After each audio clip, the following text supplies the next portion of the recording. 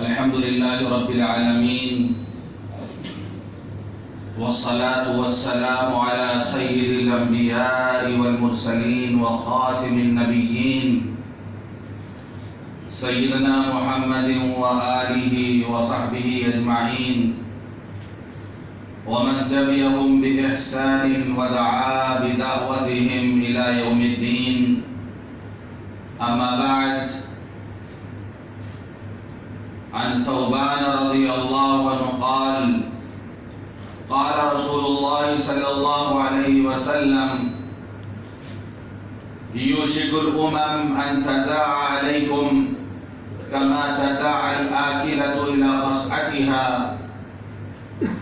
فقال قائل: ومن قلة نحن يومئذ؟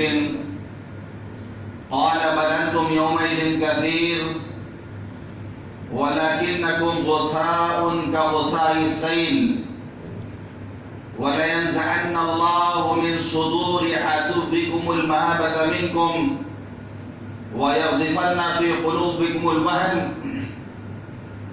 فقال قائل: يا رسول الله وما الوهن؟ قال: حب الدنيا وكراهية الموت، أو كما قال عليه الصلاة والسلام. رواه ابو داود. محترم بزرگوں، دوستوں اور دینی بھائیوں، ابھی میں نے آپ حضرات کے سامنے ابو داؤد شریف کی ایک حدیث پڑھی ہے. اس حدیث کے راوی ہیں حضرت ثوبان رضی اللہ عنہ. یہ حضور پاک صلی اللہ علیہ وسلم کے آزاد کردہ غلام ہیں. یمن کے رہنے والے تھے. وہاں سے کیا ان پر مصیبت آئی، کیا افتاد پڑی کہ غلام بنا کر بیچ دیے گئے، اور حضور پاک صلی اللہ علیہ وسلم نے انہیں خرید کر کے آزاد کر دیا اور انہیں اختیار دیا کہ چاہو تو اپنے وطن، اپنے گھر والوں کے پاس واپس چلے جاؤ، اور اگر چاہو تو ہمارے ساتھ رہو، ہمارے گھر والوں میں شامل ہو جاؤ گے. تو حضرت ثوبان رضی اللہ عنہ نے حضور پاک صلی اللہ علیہ وسلم کی صحبت اور آپ کے ساتھ رہنے کو ترجیح دی اپنے وطن پر اور اپنے رشتہ داروں پر، اپنے گھر والوں پر، اور آپ کے ساتھ رہنے لگے مدینہ منورہ میں. حضور پاک صلی اللہ علیہ وسلم سے بڑی محبت فرماتے تھے. ایک مرتبہ ایک یہودی نے حضور پاک صلی اللہ علیہ وسلم کے سامنے آ کے سوال کیا: السلام علیکم یا محمد.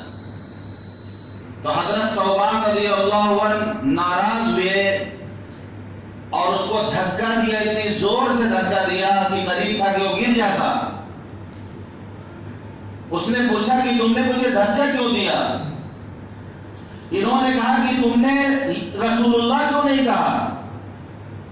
سلام کیا تو السلام علیکم یا رسول اللہ کیوں نہیں کہا؟ یا محمد کیوں کہا تم نے؟ تو اس نے کہا کہ گھر والوں نے ان کا نام محمد رکھا ہے تو میں نے محمد نام لے لیا. تو حضور پاک صلی اللہ علیہ وسلم نے سمجھایا حضرت ثوبان رضی اللہ عنہ کو نرمی سے، فرمایا کہ ہاں میرے گھر والوں نے میرا نام محمد رکھا ہے صلی اللہ علیہ وسلم.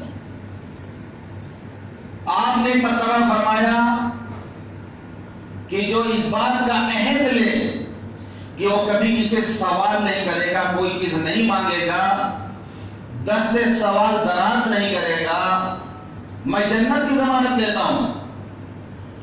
تو حضرت ثوبان رضی اللہ عنہ تیار ہوئے اور پھر اس پر اتنی سختی کے ساتھ انہیں عمل کیا کہ پوری زندگی کبھی کسی سوال نہیں کرتے تھے، کچھ مانگتے نہیں تھے. کبھی ایسا اگر ہوا کہ سواری پر وہ سوار ہیں، اونٹ پر، گھوڑے پر سوار ہیں، اور ان کا چابک اگر گر جاتا اوپر سے تو کسی سے یہ نہیں کہتے تھے اس کو اٹھا کے ہمیں دے دو، ہم سوار ہیں اوپر. خود اتر کر کے اس کو اٹھاتے تھے، کیونکہ آپ نے فرمایا تھا کہ کسی سوال مت کرنا. بہت ساری حدیث ان سے مروی ہیں، تقریباً 127 حدیثیں ان سے مروی ہیں حدیثی کتابوں میں. انہی کی حدیث ابھی میں نے پڑھی جو ابو داؤد میں موجود ہے کہ آپ نے فرمایا ایک پیشین گوئی حضور پاک صلی اللہ علیہ وسلم کی کہ آپ نے ارشاد فرمایا یوشک الامم ان تداع علیکم کما تداع الاکلۃ الی قصعتها، کہ قریب ایک زمانہ آئے گا کہ دنیا کی دوسری قومیں تم سے جنگ کرنے کے لیے، تمہیں مٹانے کے لیے، تمہیں برباد کرنے کے لیے اس طریقے سے ایک دوسرے کو بلائیں گی جس طریقے سے کھانے کے لیے کچھ لوگ بیٹھے ہوں اور وہ ایک دوسرے کو کھانے کی طرف بلا رہے ہوں، دعوت دے رہے ہوں کہ آ جاؤ تم ہمارے ساتھ بیٹھ کے کھانا کھا لو.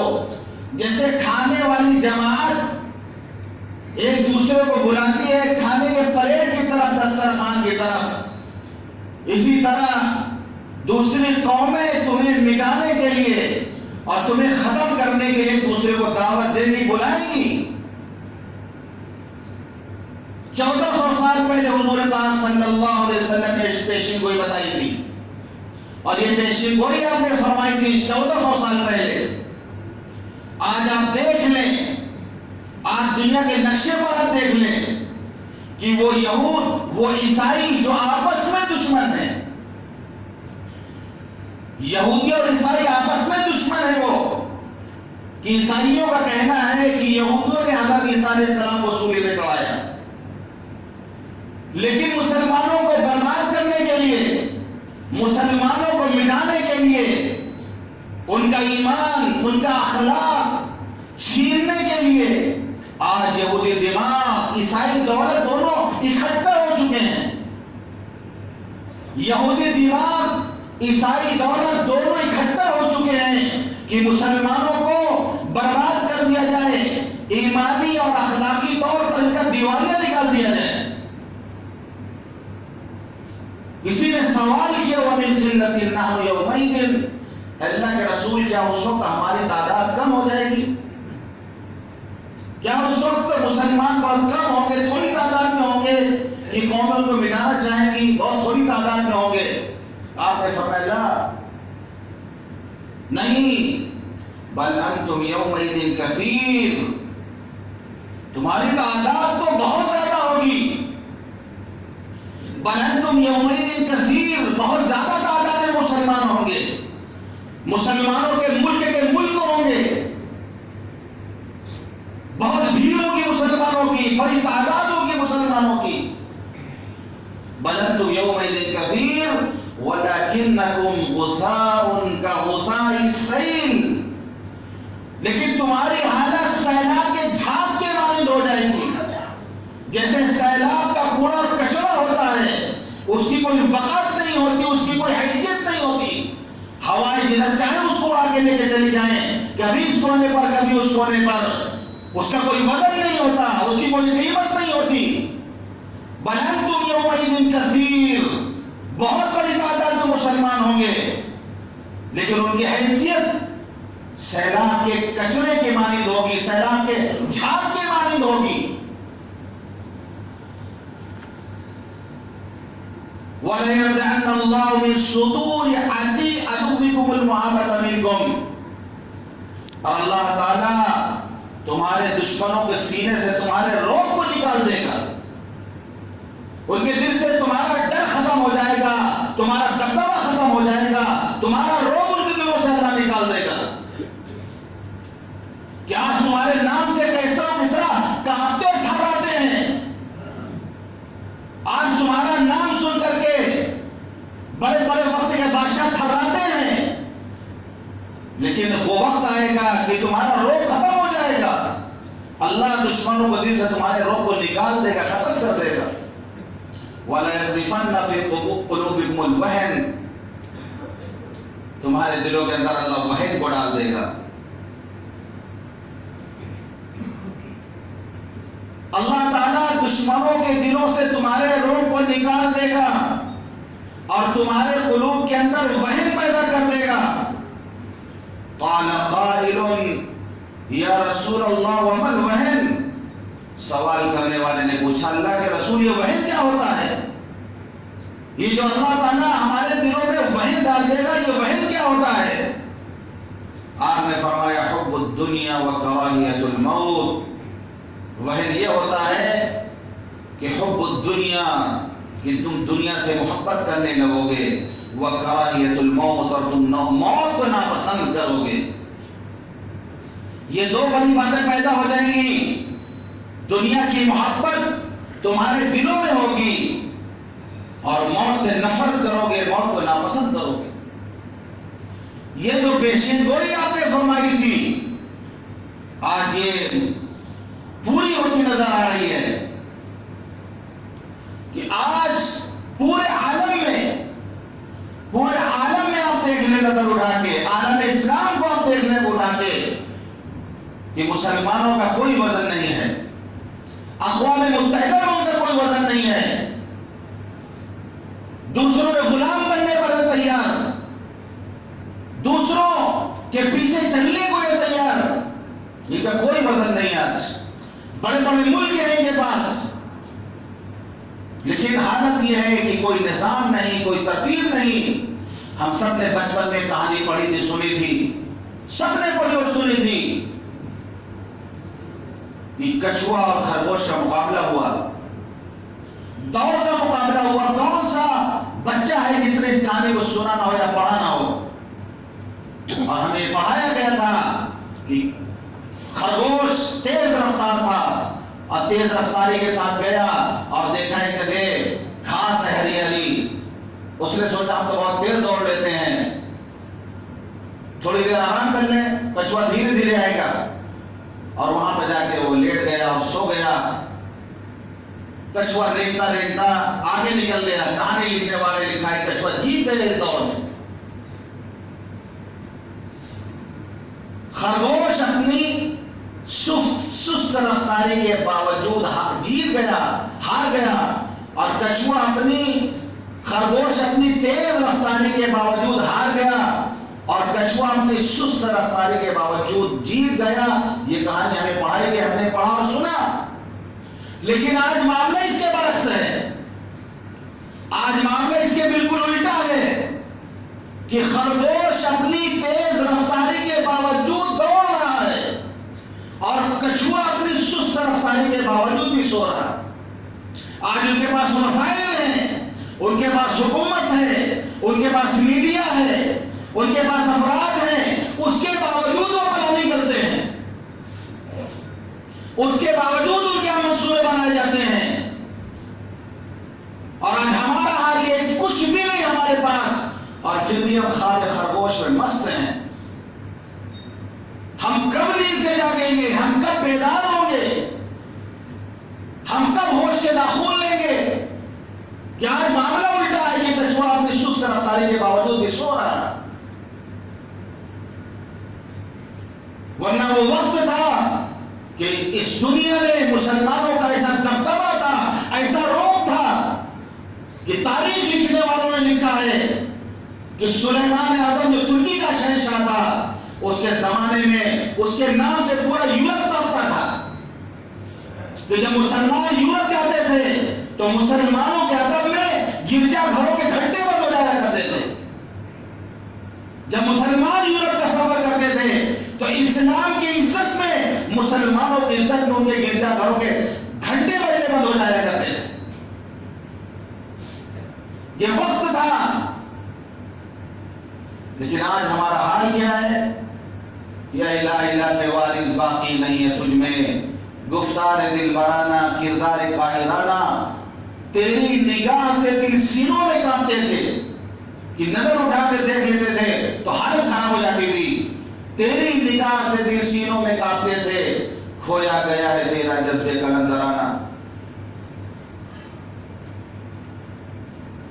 حقیقت یہ ہے کہ آج یہ دو بڑی بیماریاں ہمارے اندر پیدا ہو گئی ہیں، حب الدنیا و کراہیت الموت، دنیا کی محبت اور موت سے نفرت۔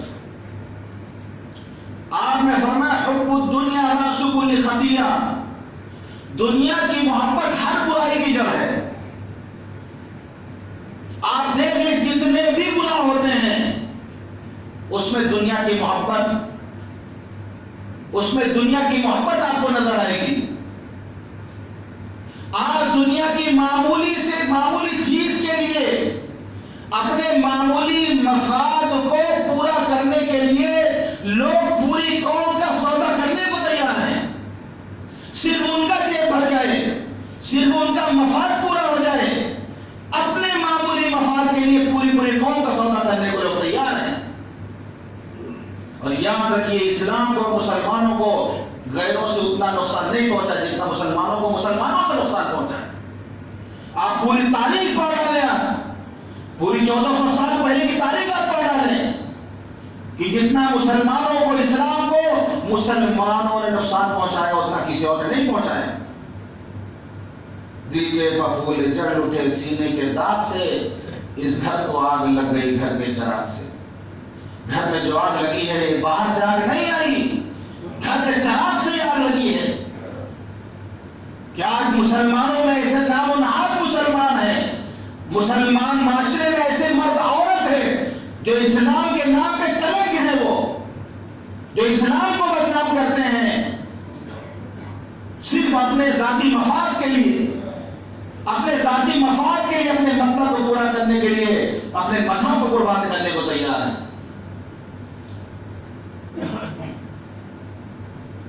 تو دنیا کی محبت کار فرما نظر آتی ہے. ہر چیز میں آپ دیکھیں گے کہ دنیا کی محبت کار فرما نظر آتی ہے. آپ نے فرمایا من احب دنیاہ اضر بآخرتہ ومن احب آخرتہ اضر بدنیا. تم میں سے جو دنیا سے محبت کرے گا وہ اپنی آخرت کو نقصان پہنچائے گا, جو آخرت سے محبت کرے گا وہ اپنی دنیا کو نقصان پہنچائے گا. تو عقل مندی کا تقاضا یہ ہے کہ جو باقی رہنے والی آخرت ہے اس میں نقصان نہ ہونے پائے. دنیا تو فانی ہے, دنیا تو ختم ہونے والی ہے, اس کا نقصان ہم برداشت کر لیں لیکن آخرت کا نقصان ہم نہ برداشت کریں. یہ عقل مندی کا تقاضا ہے. جب دونوں میں کسی نہ کسی کا نقصان ہونا ہی ہو رہا ہے کہ اگر آدمی, ظاہر سی بات ہے, آدمی اگر دنیا کے چکر میں پڑے گا, دنیا داری کے چکر میں پڑے گا تو اس کو آخرت کی تیاری کے لیے وقت بہت کم ملے گا. اگر کوئی آخرت کی تیاری میں لگ جائے گا تو دنیا کمانے کا موقع اس کو کم ملے گا. ایک چیز کے لگنے میں دوسری چیز کا نقصان ہے, یہ آپ نے بتایا ہے, یہ حدیث ہے. تو جو چیز فانی ہے, جو چیز ختم ہونے والی ہے, اس کے مقابلے میں آخرت کو اختیار کیا جائے جو باقی رہنے والی ہے, بہتر بھی ہے. کہ والآخرۃ خیر وابقیٰ, آخرت دنیا سے بہتر بھی ہے اور باقی رہنے والی بھی ہے. آپ نے فرمایا جب اللہ کسی بندے سے محبت کرتا ہے تو دنیا سے اس کو اس طرح بچاتا ہے جیسے تم میں سے کوئی اپنے مریض کو پانی سے بچاتا ہے جب پانی اس کو نقصان پہنچاتا ہو. یہ اگر نہانے سے اس کو نقصان پہنچے گا, نہانے کے لیے تیار ہو جائے تو آدمی کہو کہ پکڑے گا اس کو کہ نہیں ناؤ نہیں, ڈاکٹر نے منع کیا نہانے سے. جس طریقے سے مریض کو آدمی بچاتا ہے, پرہیز کراتا ہے, جب اللہ کسی بندے سے محبت کرتا ہے تو اللہ اس کو دنیا سے اسی طرح پرہیز کراتا ہے.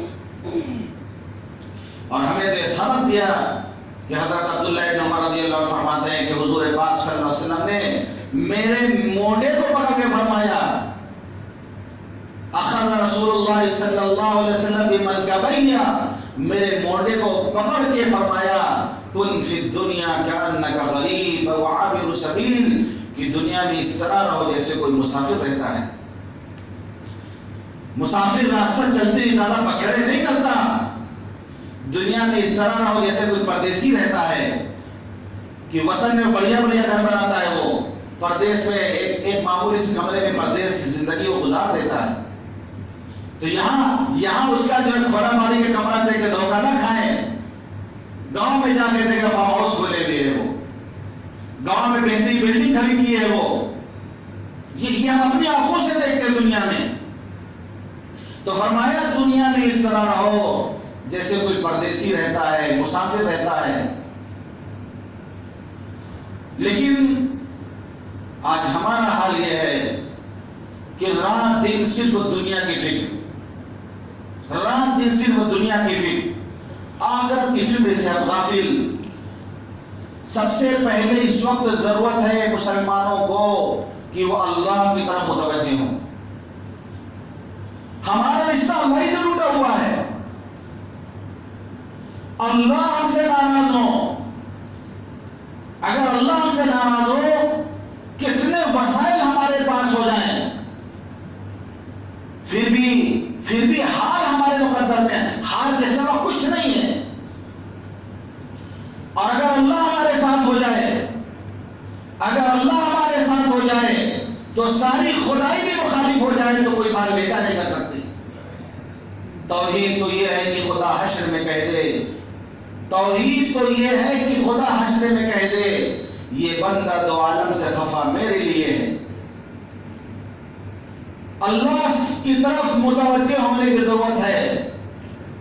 اس چیز کی بہت کمی ہے۔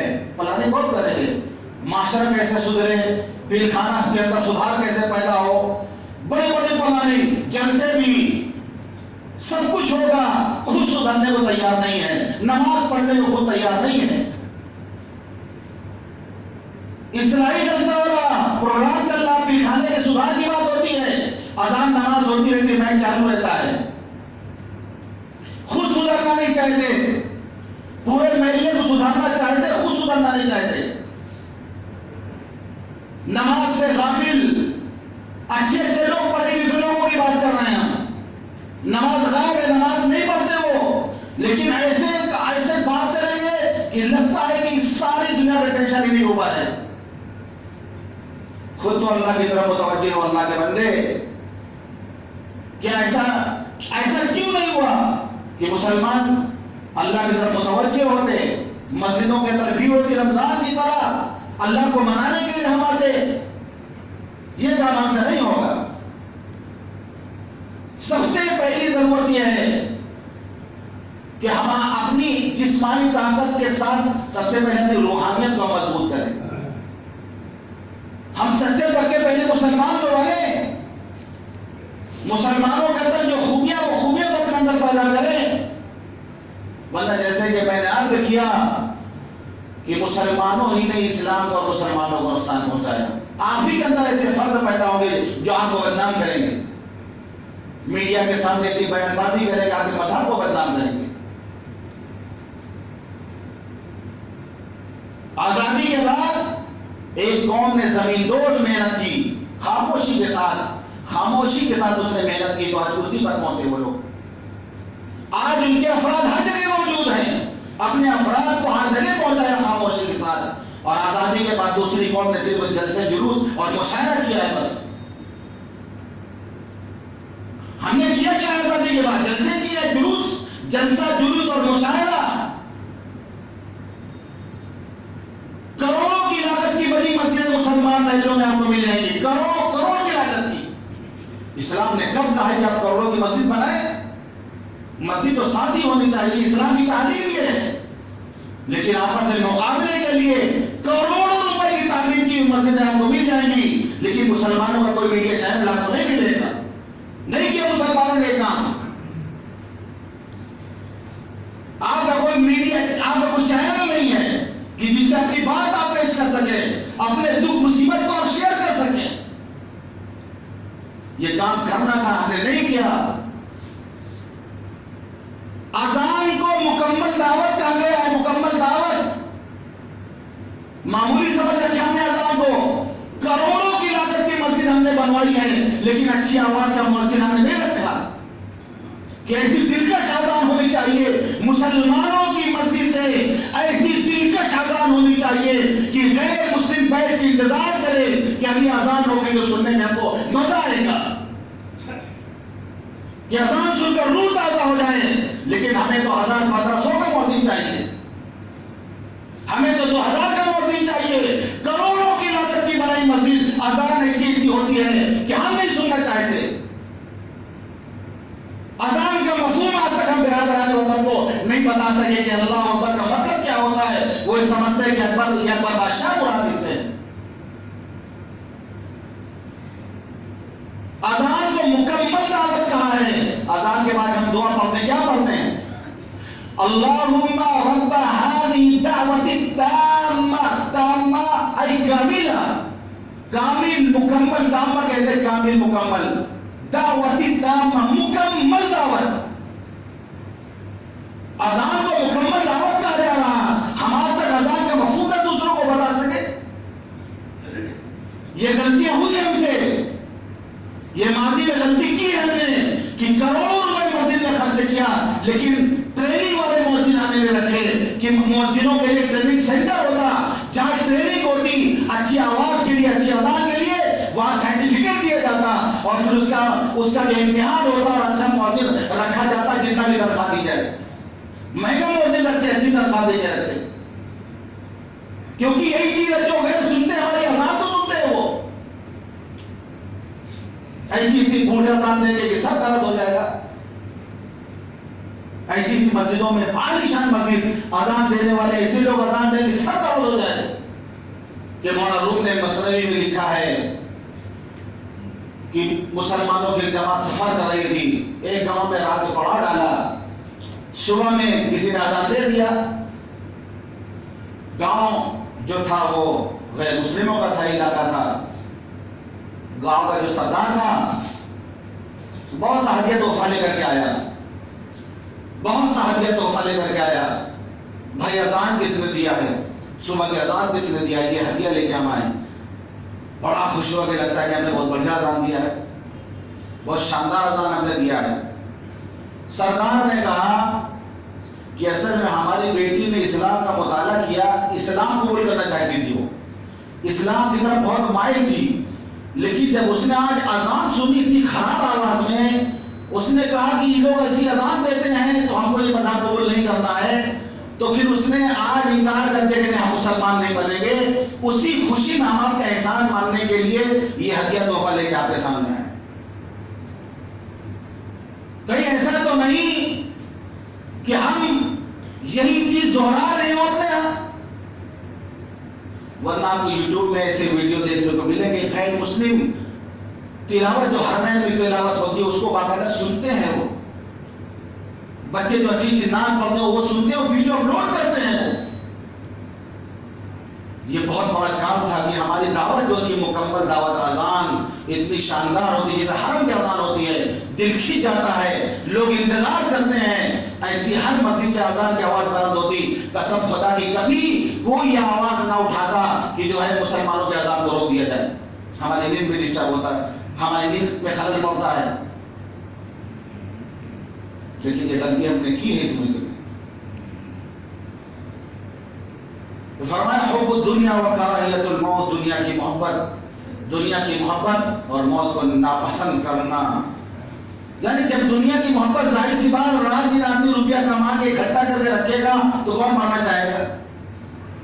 کون مرنا چاہے گا؟ آخرت برباد، دنیا آباد، اور کوئی بھی عقل مند آدمی آبادی سے بربادی میں جانا پسند نہیں کرتا۔ صحابہ نے اپنی آخرت کو سنوارا تھا، دنیا ان کی برباد تھی، اس لیے بربادی سے آبادی کی طرف شوق سے جاتے تھے۔ وہ ہم نے دنیا آباد کر رکھی ہے، آخرت کو برباد کر رکھا ہے، اس لیے ہم میں سے کوئی جانا پسند نہیں کرتا، موت کو ناپسند کرتا ہے، اور صحابہ کرام موت کو گلے سے لگایا کرتے تھے۔ موت کا وقت آتا تھا تو موت کا استقبال کرتے تھے کہ ہم تو اسی انتظار میں بیٹھے ہوئے ہیں، ہم تو اسی انتظار میں بیٹھے ہوئے ہیں، اور موت کو ہنستے ہوئے گلے لگاتے تھے۔ آپ نے فرمایا من حب لقاء اللہ حب اللہ لقاءہ ومن کرہ لقاء اللہ کرہ اللہ لقاءہ، جو اللہ سے ملنا پسند کرتا ہے اللہ بھی اس سے ملاقات کرنا پسند کرتا ہے، جو اللہ سے ملنا ناپسند کرتا ہے تو اللہ بھی اس سے ملاقات کرنا ناپسند کرتا ہے۔ آپ نے فرمایا جس مسلمان کے اندر کبھی شہادت کا جذبہ پیدا نہ ہو، شہادت کا کبھی جذبہ ہی پیدا نہ ہوا ہو، وہ نفاق کی حالت میں مرے گا۔ ہمارے یہاں تو یہ تعلیم دی گئی ہے کہ آدمی کے اندر ایک شوق پیدا ہو، ایک جذبہ پیدا ہو، تو ضرورت اس بات کی ہے کہ ہم اپنی روحانیت کو مضبوط کریں، ہم مسجدوں کو آباد کریں، ہم اللہ سے لو لگائیں، اللہ کو ہم رو رو کے منائیں، اللہ ہمارے ساتھ ہو جائے گا، کوئی ہمارا بال بیکا نہیں کر سکتا۔ ابھی وقت ہے ہمارے پاس، فکر کریں ہم اس چیز کی، اس سے پہلے کہ پھر وقت نکل جائے ہاتھ سے، تو یہ جو موقع بھی ہے وہ بھی ختم ہو جائے آپ کے پاس۔ کیا آپ کرنا چاہیں گے تو آپ کے پاس موقع نہیں ہوگا کرنے کا۔ ایسی پابندیاں آئے تک اللہ نہ کرے ایسی پابندیاں عائد کی جائیں کہ پھر آپ کرنا چاہیں گے، آپ اسلام پہ عمل کرنا چاہیں گے لیکن موقع نہیں ہوگا عمل کرنے کا۔ اللہ کرے وہ دن نہ آئے۔ ابھی وقت ہے، کم از کم نوجوانوں سے میں کہوں گا کہ اپنے اندر بیداری پیدا کریں۔ بہت واٹس ایپ چلا لیے، بہت فیس بک چلا لیے، 24 گھنٹے ہم اسی میں لگے ہوئے ہیں۔ تھوڑا سا ٹائم نکالیں، مسجدوں کے لیے تھوڑا ٹائم نکالیں۔ رات دن جو لگے ہیں موبائل میں، اللہ کے واسطے تھوڑا سا ٹائم نکالیں، زندگیوں کے اندر تبدیلی لانے کی کوشش کریں۔ ضرورت ہے، پوری امت کو ضرورت ہے، ایسے افراد کی ضرورت ہے ہمیں کہ جو اسلام کی سچی تصویر دنیا کے سامنے سچی تصویر پیش کر سکے۔ ورنہ اگر ایسے افراد پیدا نہیں ہوں گے تو ایسے افراد کی کمی ہمارے یہاں نہیں ہے جو غلط تصویر پیش کریں گے، جن کو پیسہ دے دیا جائے گا، بک جائیں گے وہ، اور میڈیا کے سامنے غلط بیان دیں گے مذہب کے بارے میں، اسلام کے بارے میں، کیونکہ انہیں خود پتا نہیں اسلام مذہب کیا ہے۔